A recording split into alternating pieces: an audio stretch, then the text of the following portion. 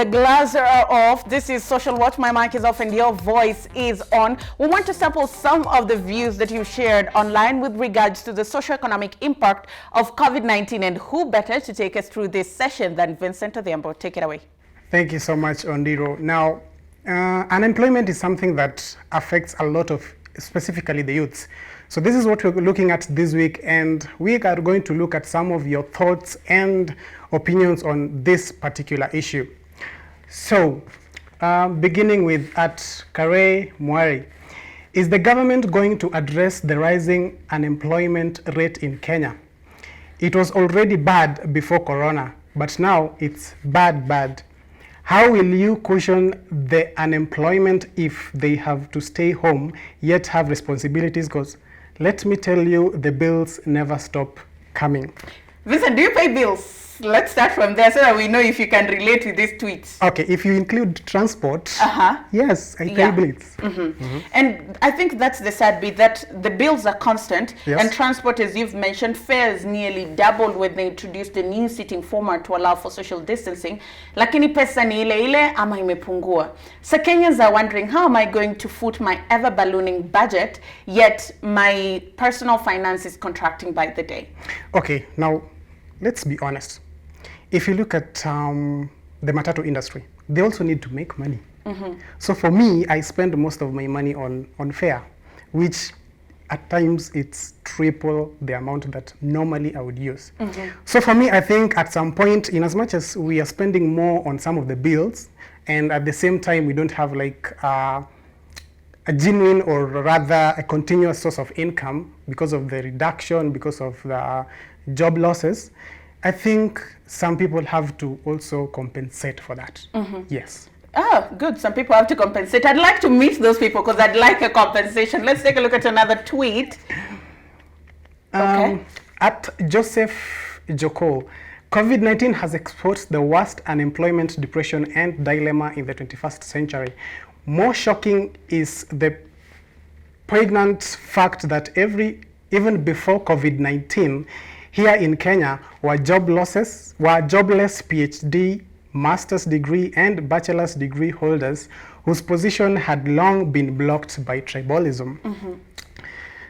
Okay, if you look at the amount that the Kenyan government spends on education, they allocated around 497 billion Kenya shillings in the year 2020-2021 budget. That's a lot of money.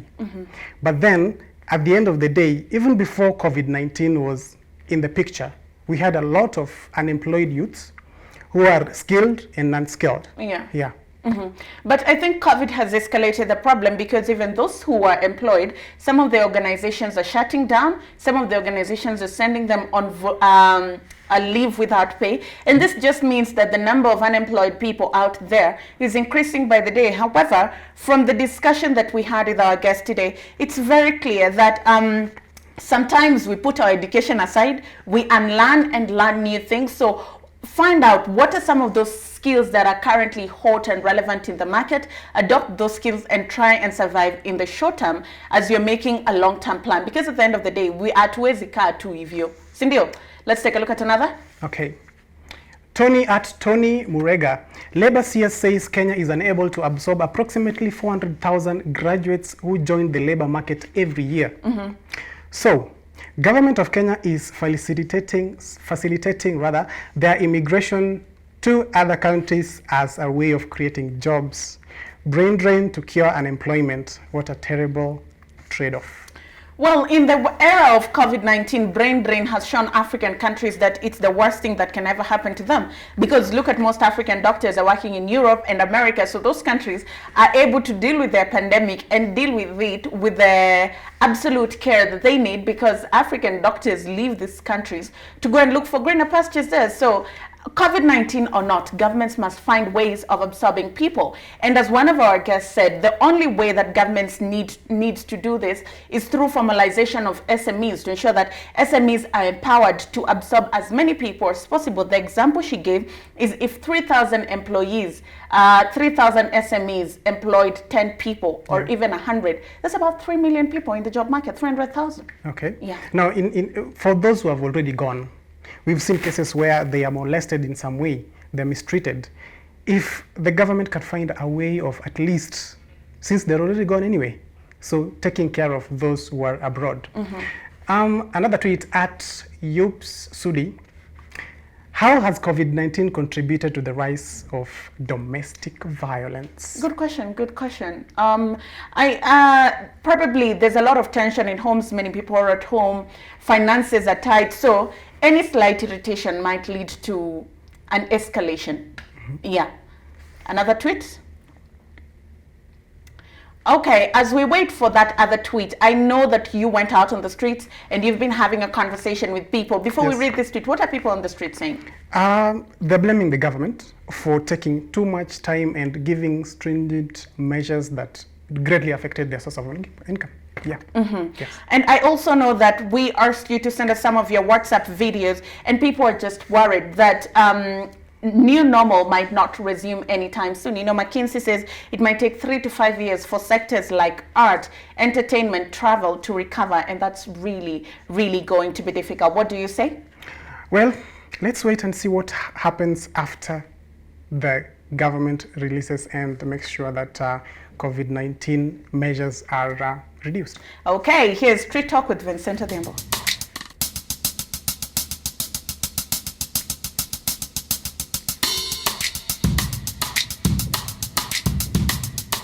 Coronavirus has affected me financially in that tunapata business imeenda low kabisa, kuna do, people are suffering because wasa wamejifungia ndani in a way that hakuna wenye nakuja kuchukua products zako. And then maybe in terms of transport kwenda tao, you get that penye ulikuwa na 30 bob, sasa unaanza kwenda na maybe 70 bob because that social distance thing, the drivers have decided to kulipa double, unalipa fare double. I work in marketing. I specialize mostly in social media marketing, and I'd say that the biggest impact that I've experienced as a result of COVID is the pay cuts. Yenyewe COVID-19 imeni affect sana kwa sababu mimi udeal na magari, lakini siku hizi unajua customer sio rahisi atengeneze gari yake, so imetu affect sana, hata wengi wetu wameenda nyumbani. My wife upande wake alikuwa mwalimu wa private school, hana kazi, hakuna kitu naingia kwa sahi, so na wote mimi wanategemea mimi, hakuna mtu mwingine wanategemea, nangangana hivyo juu chini at least wapate chakula. The entertainment industry has been so badly affected by this, so if as a musician you don't have like streams on platforms za ku-stream, so hauna pesa, if people are not buying your music, it means we are jobless. Mimi kazi yangu ilikuwa kudance. Sasa vile ilikamu unaona mashow mingi zilifungwa, juu hataki crowd, maklabu zikafungwa, so nikaamua ili affect kazi yangu kabisa. Paka siku hizi nikakuwa safara, nimegeuka nikakuwa chokora mimi. Na kujanga huku na park napata hiyo 200 naenda home. Sasa alafu tena huku unajua ni kazi ya county ya Kanjo. Nashikwa huku, napelekwa huko tena huko kama 200 kangu ndio nakuliwa huko City Hall na Makarau. Sasa inakuwa noma tu yani. Kwa nafanya kazi za hoteli na mingi zilikuja zikafungwa. So baada ya kufungwa unapata kazi ilikuja ikapotea. Tunafanya biashara kama ya kahaya. Sasa tunapeana bankari kahaya. Sasa hii biashara ya kuuza vitu imekuwa affected. Sasa tunatafuta another business za kusustain our family. Sasa hii unapata labda unaitiwa tu kama mara 2 kwa wiki, mara 1 kwa wiki. So hata mtu akikuita ile pesa yenye anakulipisha ni pesa nyingine duni, kwa sababu itabidi tu ufanye, kwa sababu sofa sasa hii hauna mali pengine utapata do. I had to do a lot of handiwork just to get some money to get by. Kenya sasa mimi nimejipanga nayo. Mimi nataka ni save vitu 200.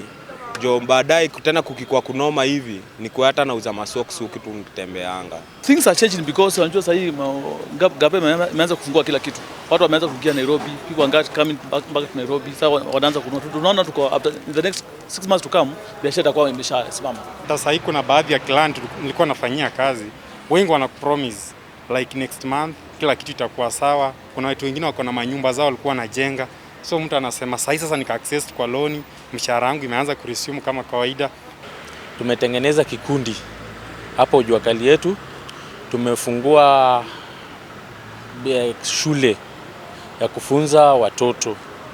Wale watoto wanataka kufunzwa kazi ya jua kali, kutengeneza magari, mechanics, paka rangi, wiring, tumetengeneza. Gava ingefanya tu kama ile vile nchi nyingine hiyo neighbor ya hii nchi yetu Tanzania vile ilifanya tu. Watu waendelee na kazi yao. Unaona? Barakoa ni wewe mwenyewe kujilinda, unaona? The budgets that you're supposed to, like your day-to-day budgets are the same or have increased, but the money that you're getting is less than what you used to expect. So it has brought about a bit of a challenge, but I don't know, I'm starting to get the hang of it. I'm hoping that things get better, or at least get back to how they were in the future or in the near future. But sasa hakuna investment nafanya, hakuna kitu nasema naweza save. Ile pato napata kwa siku inaisha, hakuna kitu na savings sasa. Hiyo maybe ndaanza next year, God willing. Hii mambo na loans. Rais alikuja ndo akaongea mambo na loans, kupatia wanabiashara loans, akisaidia kitu kama hiyo na kuachilia venye ameachilia ndege kama saa hii. Unapata watu wanatoka nje wakikuja. So unapata akikuja money itakuwa more multiplied kwa watu na itasaidia sana. Ni kutuna ile imani ile ya kimungu, lakini alipia serikali pia iache hii mambo ya wanasema tena ushuru wanaanza kuongeza kwa bodi za kawaida. Waangalie sasa kila mtu anaumia. You just have to be creative. You have to sacrifice everything that you think you need to and find a way forward. So we hope Mr. President manze tufungulie tufanye kazi, hatuna kazi. COVID imetuweka mtaani for as long as I can remember, and it's so bad, and we hope for the best, you know. Kuna imani kuanzia maybe next year hivi January, September kila kitakuwa sawa. That was Street Talk right there with Vincent Odhiambo. And from the streets, one thing is certain, rather, that Kenyans are uncertain of their financial future. And this forms the premise of our debrief take home today. And on Debrief Take Home today, we want to have a very honest conversation with ourselves. As our guest mentioned, financial uncertainty calls for very raw, honest conversations with yourself. Everybody in this country, we cannot lie to each other, has taken a pay cut or they're uncertain of what the future of their job is. And this calls for the question, what do your finances look like? This is what you need to do. You need to sit down with yourself and have an honest conversation with yourself. As Susan said, people's opinions will never pay your bills. If you need to move to a smaller house, do so, and do so with so much pride, because this is money that you've earned through the sweat of your brow and you're trying to stay afloat. If you need to cut out eating at fancy restaurants, do exactly that, because that is how you get to stay afloat with your finances. If you need to cut out the designer bag, the designer shoes, and even your sported manicure and pedicure, do so for as long as you remain in a financially healthy position. If you need to ask for help from your friends, if you need to restructure your loan from the bank, there's no shame in admitting that you are struggling, because if you don't do that, then you're going to be listed and your credit score is going to look really bad. So you need to take difficult decisions, sometimes viewed as embarrassing decisions, but you need to do what you need to do to stay afloat amid this uncertainty. It's not going anywhere anytime soon. WHO said for the next 2 years we could be battling with COVID-19. We've all seen vaccine trials when it's almost at the last stage with zero back to stage 1. It's time you take your own fate in your own hands. If we wait for the government to come and save us, we'll wait for a really long time. But there's something you can do for yourself. Sit down, look at your finances, and decide what's good and only good for you. That's all we had for you on Metropole Debrief today. Remember, this is a conversation. It stops here, but it continues online. Talk to us at Metropole TV KE, at Ondiro Ganga on Twitter. The hashtag to use is Metropole Debrief, or you can send us an email, metropole.tv@metropole.co.ke. On behalf of the whole team that makes this show a success, thank you for watching. We'll see you again next week, same place, same time. Until then, have a good one.